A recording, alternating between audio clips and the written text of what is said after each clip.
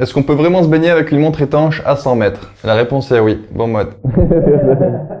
J'ai remarqué qu'il y a beaucoup de monde qui croit qu'on peut plonger à 100 mètres de profondeur avec une montre dite étanche à 100 mètres ou à 10 bars, alors que c'est faux. Et on va voir pourquoi dans cette vidéo.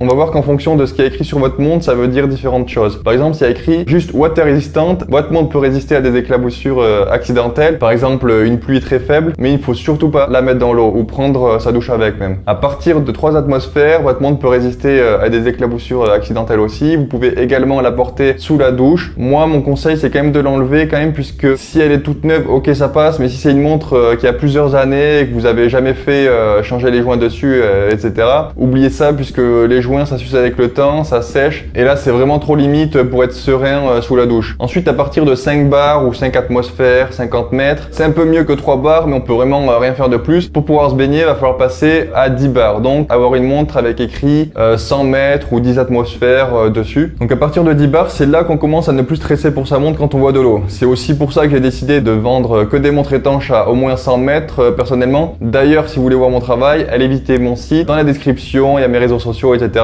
Donc voilà, avec 100 mètres, vous pouvez nager avec votre montre, mais c'est tout. Vous pouvez rester à la surface, etc. Par contre, pas de vraie plongée, ni de sport nautique, etc.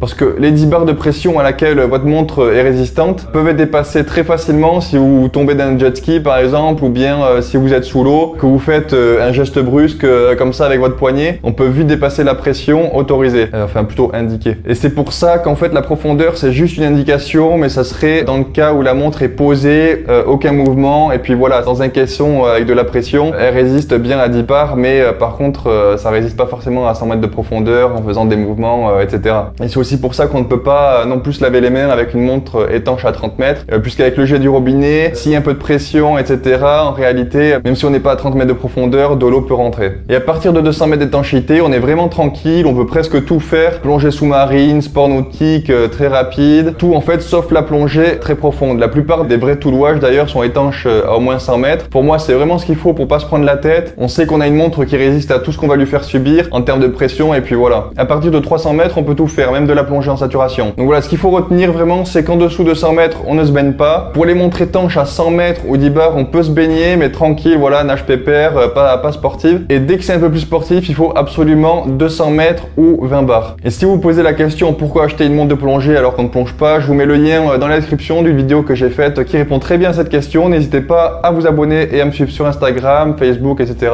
Bon mode.